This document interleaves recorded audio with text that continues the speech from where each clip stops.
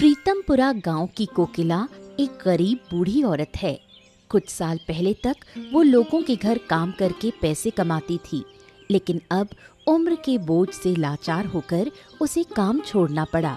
उसकी दो बेटियां हैं, आस्था और शारदा।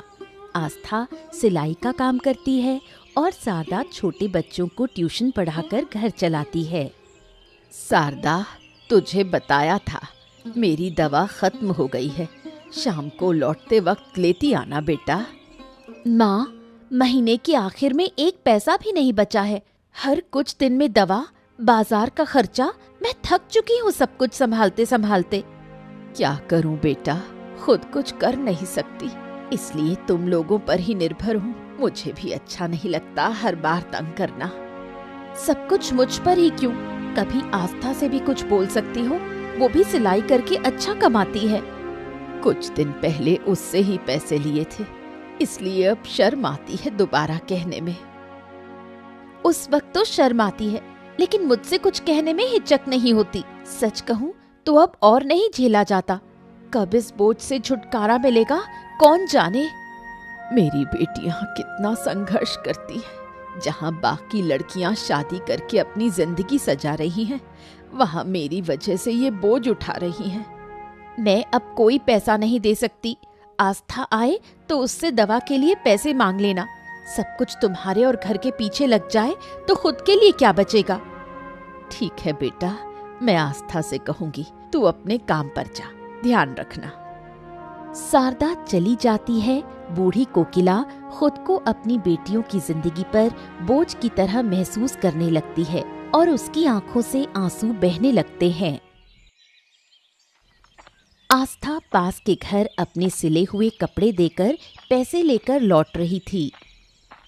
चलो आखिरकार कुछ पैसे आए, थोड़ा खुद के लिए रखूंगी, बाकी माँ को दे दूंगी। दूर से गांव का गुंडा मुरली उसे देख लेता है। सालों से वो आस्था के पीछे पड़ा है कि उससे शादी करेगा, लेकिन आस्था उससे नफरत करती है। फिर भी मुरली उसका पीछा नहीं छोड़ता। अरे वाह वाह वाह वाह वाह आज तो सुबह सुबह अपने होने वाली बीवी के दर्शन हो गए। चलो जरा मिलते हैं मुरली जैसे ही आस्था के सामने आता है, आस्था डर से सहम जाती है। तुम यहाँ क्या कर रहे हो? अरे ये गांव सिर्फ तुम्हारा है क्या? तुम घूम सकती हो तो मैं भी तो घूम सकता हूँ। मेरे रास्ते से हटो, क्यों बीच में खड़े हो? अरे अरे अरे, इतनी जल्दी भी क्या है, चलो थोड़ा बातें तो कर लेते हैं। मुझे जाने दो मुरली, नहीं तो मैं लोगों को बुला लूंगी। ओहो, इसमें गुस्सा होने वाली कौन सी बात है? मैं बस बातें तो करना चाहता हूँ, वो भी अपने होने वाली बीवी से। हैं? कितनी बार कहूँ, मैं तुमसे शादी नहीं करना चाहती, मुझे तुमसे नफरत है। पसंद करो या ना करो, शादी तो तुम मुझसे ही करोगी। तुम्हारी डोली मैं ही उठाऊंगा। हाँ मैं मर जाऊंगी, लेकिन तुमसे शादी नहीं करूंगी। रास्ता छोड़ो मेरा। अरे अरे, इतना क्या शर्माना। हाँ, चाहे तुम जो कहो, मैं ही हूँ तुम्हारे दिलों का राजा, तुम्हारा शहजादा, तुम्हारा बादशाह। तुम मुझे ही मिलोगी बेगम। हाँ आस्था डर के मारे रोती हुई वहाँ से भाग जाती है। मुरली पीछे से जोर जोर से हंसता है।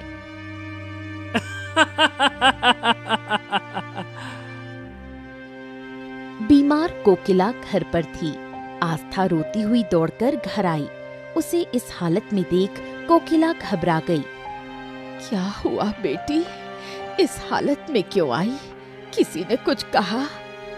उस गुंडे मुरली ने फिर से मुझे तंग किया माँ। अब तो घर से बाहर निकलने में भी डर लगता है। ओफो, इस मुरली ने तो जीना मुश्किल कर दिया है। समझ में नहीं आता क्या चाहता है। वो मुझसे शादी करना चाहता है, कहता है कि मेरी शादी सिर्फ उसी से होगी। माँ, मैं मर जाऊंगी, लेकिन उस मुरली से शादी नहीं करूंगी। जब तक मैं जिंदा हूँ, उसकी गंदी मंशा कभी पूरी नहीं होगी। मैं जल्द ही तेरे और शारदा के लिए अच्छे लड़के ढूंढूंगी। लेकिन माँ, अगर हमारी शादी हो गई तो तुम? मैंने बहुत सोचा है, मेरी वजह से तुम लोग अपनी जिंदगी क्यों बर्बाद करो। यही सही वक्त है तुम्हारी शादी का।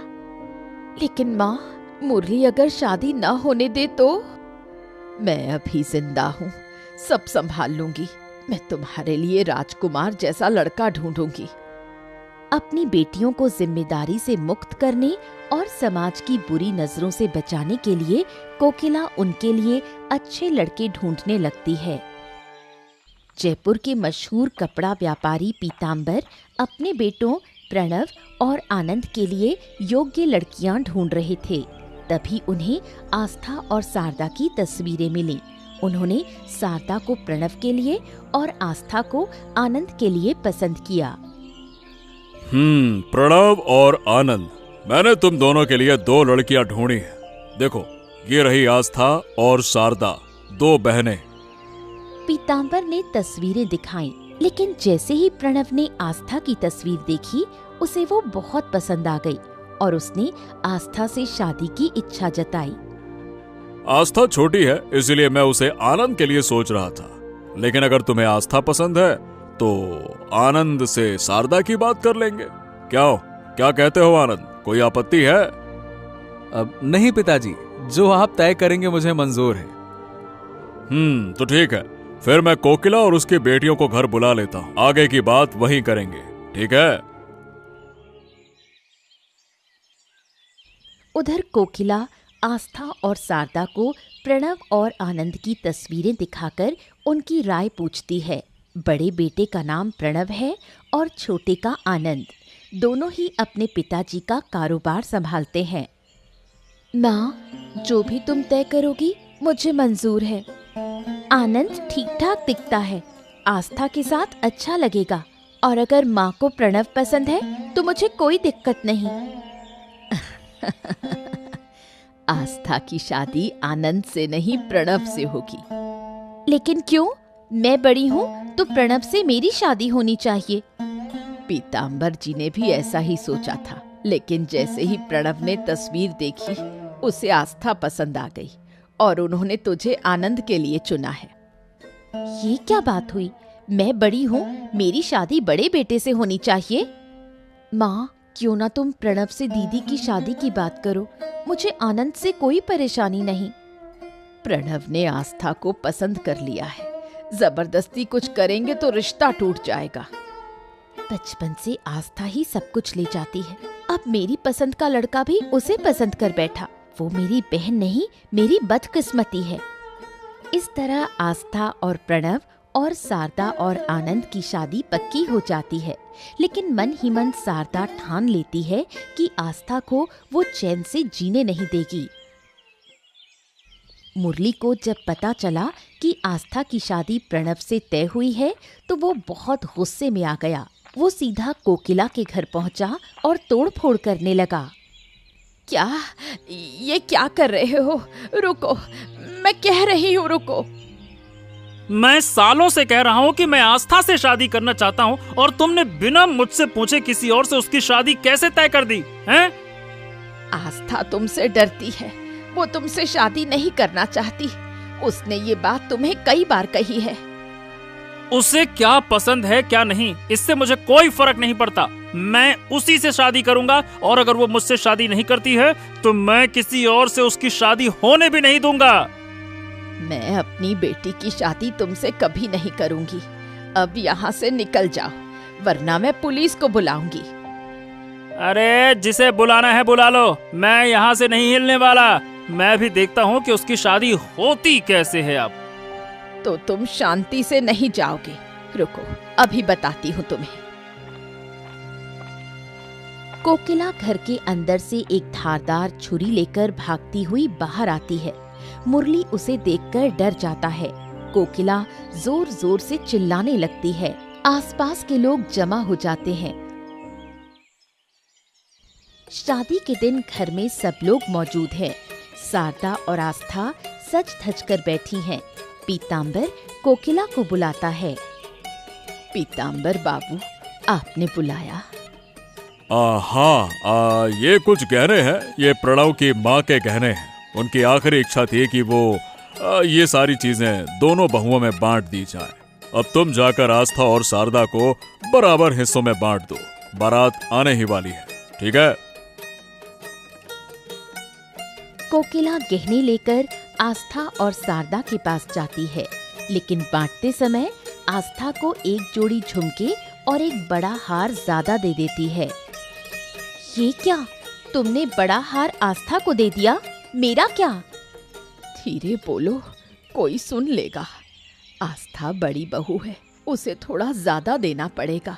तुम्हें भी एक हार मिला है, बस थोड़ा छोटा है। बड़ी बहू को बड़ा हार मिलना ही चाहिए।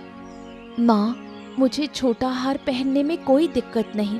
दीदी, तुम मेरा हार ले लो और अपना मुझे दे दो। ओफो, तुम लोग मुझसे ज्यादा समझदार हो क्या?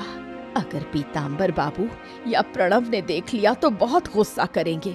शारदा, तुम्हें जो दिया गया है वही पहन लो। बड़ी बहू होने के कारण आस्था को ज्यादा सम्मान और अहमियत मिलने लगी, जिसे शारदा सह नहीं पाई। वो अंदर ही अंदर आस्था से जलने लगी और उसका जीवन बर्बाद करने की योजना बनाने लगी। शादी बहुत धूमधाम से हुई। पूरा गांव शादी की बात कर रहा था। आस्था और प्रणव बहुत खुश थे। अच्छा, मैंने तुमसे पूछा ही नहीं, तुमने पढ़ाई कहाँ तक की है? घर की जिम्मेदारी इतनी ज्यादा थी कि मैं और दीदी ज्यादा पढ़ नहीं पाए। गरीबी और तंगी ही हमारी साथी रही। अगर तुम्हें दोबारा पढ़ने का मौका मिले तो क्या करोगी? अगर मौका मिले तो मैं पूरी मेहनत से पढ़ाई करूंगी ताकि माँ का नाम रोशन कर सकूं। लेकिन अब इन बातों का क्या मतलब? मैंने एक फैसला लिया है। तुम दोबारा पढ़ाई शुरू करोगी, मन लगाकर पढ़ोगी। तुम्हारी पहचान सिर्फ मेरी पत्नी के रूप में नहीं होगी। सच कह रहे हैं? मैं फिर से पढ़ाई कर सकती हूँ? हाँ हाँ, बिल्कुल। पढ़ाई की कोई उम्र नहीं होती है। मैं कल ही जाकर सरकारी स्कूल में तुम्हारे दाखिले की बात करूंगा। मैं पढ़ाई में बहुत अच्छी नहीं थी, लेकिन दिल से पढ़ना चाहती थी। बाद में सिलाई करके कुछ पैसे कमाती थी ताकि माँ की मदद कर सकूं। अब तुम पढ़ाई शुरू करो। मुझे पूरा भरोसा है कि तुम बहुत आगे जाओगी। और माँ की चिंता मत करो, मैं उनकी देखभाल के लिए आदमी तय कर दिया है, तो वो देखेगा, है ना? आस्था के दिल में खुशी की लहर दौड़ जाती है। उसे ऐसा ही जीवन साथी चाहिए था। प्रणव के सहयोग से उसका आत्मविश्वास बढ़ता है और वो फिर से सपने देखने लगती है। जहां आस्था और प्रणव की जिंदगी खुशहाल चल रही थी, वहीं आनंद और शारदा की जिंदगी बिल्कुल उल्टी थी। आनंद शारदा से हमेशा अच्छा व्यवहार करता, लेकिन शारदा हमेशा झगड़ा करने को तैयार रहती। इस घर में रहना मुश्किल है, न आराम है न शांति। दिन भर खटती हूँ और बदले में क्या मिलता है? शांति शांति शांति। क्या हुआ तुम्हें? फिर से इतनी नाराज क्यों हो? कुछ नहीं, दिन भर तुम बस किताबों में घुसे रहते हो। मैं ही सब कुछ झेलती हूँ। तुमसे शादी करके कोई सुख नहीं मिला। अरे ऐसे क्यों बोल रही हो? क्या हो गया? किसी ने कुछ कहा क्या? तुम क्या करोगे? तुम तो डरपोक हो। अरे बस, बहुत हो गया। मैं हमेशा प्यार से बात करता हूँ, इसका मतलब ये नहीं है कि तुम मुझे इस तरह से जलील करती रहो। फालतू की बात करती हो। अगर हिम्मत है तो जाकर अपने भाई और उसकी बीवी से उलझो। सिर्फ मुझ पर चिल्ला सकते हो। अरे तो मैं उनसे क्यों उलझूं? क्या मेरे सींग उगे हैं क्या? जाके उनको मार दूं? उनसे मेरा क्या लेना देना? फालतू की बात करती हो। मैं दिन भर काम करती हूँ, घर संभालती हूँ, और आस्था वो आराम से पढ़ाई करती है, बस इसलिए क्योंकि वो प्रणव की पत्नी है। सरदा, ये तुम्हारा वहम है। तुम और भाभी दोनों ही इस घर की बहुएं हो। दोनों का सम्मान बराबर है। सच? एक बार अपने आप को देखो। पिताजी सारे काम प्रणव को देते हैं और तुम उनके बिजनेस में बस एक सहायक हो। जहाँ तुम्हारा कोई मान नहीं, वहाँ तुम्हारी बीवी को क्या मिलेगा? शारदा की बातें आनंद के मन में गहरी चुभ जाती हैं। अब वो अपने भाई और पिता के प्रति जलन और नाराजगी महसूस करने लगता है। सुबह सुबह शारदा रसोई में आनंद के लिए नाश्ता बनाने जाती है। तभी आस्था भी रसोई में आती है। दीदी, आप थोड़ी देर में ठाकुरपो के लिए नाश्ता बना देना, पहले मैं बना लूं? क्यों? मैं पहले आई हूँ तो नाश्ता मैं बनाऊंगी, तुम बाद में करना। दीदी समझिए ना, उन्हें जल्दी काम पर जाना है शहर से बाहर, और ठाकुरपो तो घर में ही है ना। आनंद ये सारी बातें सुन रहा था। वो धीरे से आस्था के पीछे आकर खड़ा हो जाता है। तो अगर दादा शहर जा रहे हैं तो फिर तो मेरा कोई काम ही नहीं हो सकता। हमेशा उन्हीं का नाश्ता पहले बनेगा और मैं इंतजार करूंगा, है ना? ठाकुरपो, मैंने ऐसा मतलब नहीं निकाला। आप तो घर पर हैं, इसलिए थोड़ी देर से भी नाश्ता हो जाए तो कोई परेशानी नहीं। मुझे अभी नाश्ता चाहिए। आज मेरा नाश्ता पहले बनेगा। अगर दादा इंतजार नहीं कर सकते हैं तो बाहर खा लें, बस। पर ठाकुरपो, दादा को जरूरी। सरदा, मेरा नाश्ता पहले बनाओ, मैंने कह दिया ना। मुझे किसी की बात नहीं सुननी है। ये रसोई किसी एक की नहीं है, समझ लो। आनंद के इस बदले हुए व्यवहार से आस्था बहुत दुखी होती है। शादी के बाद पहली बार आनंद ने उससे ऐसे गुस्से में बात की थी। वो चुपचाप खड़ी रह जाती है, कुछ समझ नहीं पाती। आस्था चुपचाप सिर झुकाकर कमरे में आती है और प्रणव बिना उसे देखे बोलता रहता है। मुझे तो लगा तुम नाश्ता लेकर आई हो। खैर, अब समय नहीं बचा है, बहुत देर हो गई है, अब मैं जाता हूँ। नाश्ता बनाने देती तो जरूर बना लाती, लेकिन रसोई में घुसते ही मुझे अपमान सहना पड़ा। क्या मतलब? किसने तुम्हें अपमानित किया? अरे किसकी इतनी हिम्मत हुई, बताओ मुझे। कोई नहीं, छोड़ो, तुम्हें तो देर हो रही है। चलो, मैं तुम्हें बाहर तक छोड़ देती हूँ। बात मत घुमाओ आस्था, साफ साफ बताओ किसने तुम्हें अपमानित किया। जब यहाँ पे मैं हूँ तो कौन ऐसी जरूरत कर सकता है, बताओ। कुछ खास नहीं हुआ। मैं नाश्ता बनाने गई थी। ठाकुरपो चिल्लाकर बोले कि अब से उसका नाश्ता पहले बनेगा, और कहा रसोई किसी एक की नहीं है। क्या? आनंद ने ऐसा बोला? आस्था, तुम सच कह रही हो? वो तो कभी ऐसी बात नहीं करता। मैं भी यही सोच रही थी। पहली बार उन्होंने इस तरह गुस्से में मुझसे बात की। पता नहीं उन्हें क्या हो गया है। ओहो, उसकी हिम्मत बहुत बढ़ गई है। रुको, आज मैं उसको सबक सिखाता हूँ। छोड़ो ना, सुबह सुबह झगड़ा मत करो। शायद दीदी से लड़ाई हुई हो, इसलिए गुस्से में है। तुम निकलो, देर हो रही है। तुम कह रही हो इसीलिए जा रहा हूँ, वरना आज उसे दिखा ही देता। प्रणव काम के लिए जयपुर रवाना हो जाता है। आस्था आनंद के व्यवहार को याद कर दुखी होती है। कुछ दिन बाद पीताम्बर 10 बीघा जमीन खरीदकर उसका मालिकाना हक प्रणव के नाम कर देता है। ये बात जैसे ही शारदा को पता चलती है, वो आनंद को सब बता देती है। आनंद गुस्से में पीताम्बर से बात करने जाता है। पापा, बचपन से आप जो कहते आए हैं मैंने वही किया, कभी आपका विरोध नहीं किया, लेकिन आप मेरे साथ ऐसा करोगे मैंने सोचा भी नहीं था। ये क्या बातें कर रहे हो? मैंने क्या कर दिया? आपने हमेशा दादा को मुझसे ज्यादा अहमियत दी है। शादी में उसकी पसंद मानी, खाने में उसकी पसंद चलती है, पढ़ाई में उसकी पसंद। अरे मैं कहाँ हूँ, मेरा तो कुछ नहीं माना ना। ये क्या बकवास करते हो आनंद? तुम दोनों मेरे लिए बराबर हो, फालतू की बातें ना करो। सारी बातें झूठ हैं, कोई बराबर नहीं है। व्यापार के हर बड़े फैसले में आप दादा की राय लेते हैं, उसे भेजते हैं, और मुझे बस एक साधारण सा सहायक बनाकर रखा है, किनारे में बैठा रहता है जो। क्योंकि प्रणव तुमसे ज्यादा समझदार है और बड़ा भी है। ओ, तो क्या बड़े होने से ही सारे फायदे मिलेंगे? आपने 10 बीघा जमीन उसके नाम कर दी, मुझे क्या दिया? बस बहुत हो गया पापा, मुझे भी जमीन चाहिए, अलग घर चाहिए, और मेरी पत्नी के लिए अलग रसोई चाहिए, वरना मैं इस घर को जला दूंगा। पहली बार आनंद के ऐसे तेवर देख पीताम्बर चौंक जाता है। वो यकीन नहीं कर पाता कि उसका सीधा बेटा उसे धमकी देकर चला गया। कुछ दिनों बाद दुखी पीताम्बर 2 कागज लेकर प्रणव के पास आता है। पापा, आप इतनी रात को जाग रहे हैं, सब कुछ ठीक तो है ना? जिंदगी भर सारी जिम्मेदारी तुम्हें दी है, आज आखिरी एक जिम्मेदारी सौंपने आया हूँ। उम्मीद है कि तुम हमेशा की तरह इसे भी निभाओगे। ऐसा क्यों कह रहे हो पापा? आप तो बस कहिए, करना क्या है? तुम्हारी माँ के जाने के बाद मैंने बहुत कोशिश की कि तुम दोनों बेटों को खुशियां दूं, शायद पूरी तरह से सफल नहीं रहा। पापा, आपके कारण ही तो हम आज इस मुकाम पर हैं। आपने हमारी हर जरूरत पूरी की है। तुम तो मुझसे खुश हो, लेकिन तुम्हारा छोटा भाई शायद नहीं। उसे लगता है कि मैं उसकी फिक्र करता ही नहीं। पीताम्बर कागज प्रणव को देता है।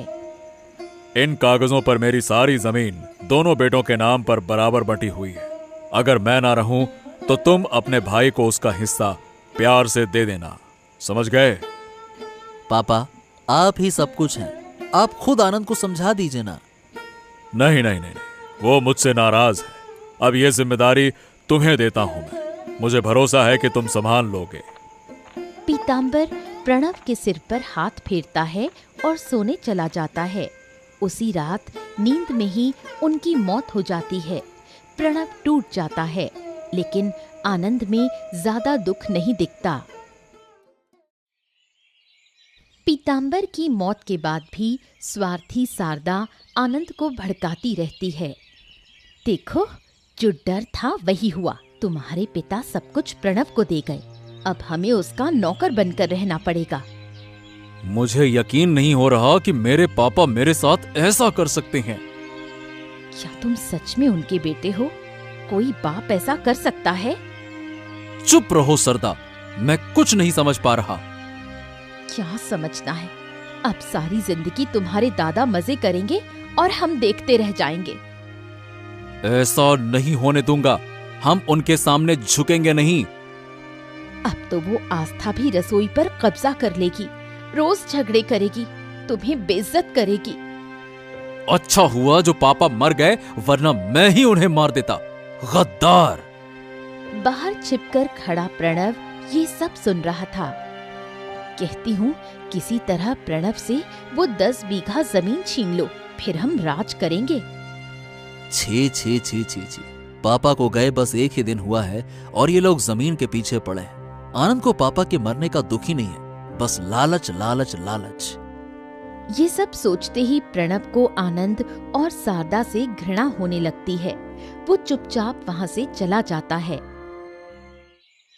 1 महीने बाद आस्था और प्रणव कोकिला को लेकर नदी किनारे जाते हैं। वहीं वो आनंद और शारदा को बुलाते हैं। ये दोपहर में सबको नदी के किनारे क्यों बुलाया है? आज सारे हिसाब साफ करने हैं, इसीलिए मैंने सबको बुलाया है। अच्छा, किस चीज का हिसाब? पापा ने मरने से पहले मुझे कुछ जिम्मेदारियां दी थी, आज वो मैं पूरी कर रहा हूं। हाँ, पापा तो हमेशा से ही सब तुम्हें ही देते आए हैं, इसमें नया क्या है, बताओ। आज तुम्हारा ये भ्रम टूट जाएगा आनंद, और जो जहर तुम्हारे दिमाग में भर गया है वो भी साफ हो जाएगा। प्रणव पीताम्बर द्वारा दी गई जमीन के कागज आनंद को दिखाता है। ये देखो, ये जमीन 20 बीघा है, 10 तुम्हारी 10 मेरी। घर भी पापा ने हमारे नाम पर बराबर बांटा है। हाँ, मतलब मैं अब तक जो सोचता रहा वो सब गलत था। हाँ, और पापा की मौत के बाद जो बातें मैंने तुम्हारी पत्नी से सुनी, उसके बाद मैंने तय किया अब हम अलग रहेंगे। अलग घर, अलग व्यापार और अलग रसोई। आनंद और शारदा 2 रसोई घर देखते हैं। अब रोज झगड़े नहीं होंगे। ये रही तुम्हारी रसोई, यहीं से तुम अलग खाना बनाओगे और जल्द ही हम अलग घर भी बना लेंगे। ये सब सुनकर आनंद और शारदा को अपनी गलती का एहसास होता है। वो रोते हुए माफी मांगते हैं। दादा, मैंने सरदा की बातों में आकर तुम्हें गलत समझा। लगा तुम और पापा मुझे नजरअंदाज करते हो। इसी गलत फहमी में मैंने बुरा बर्ताव किया।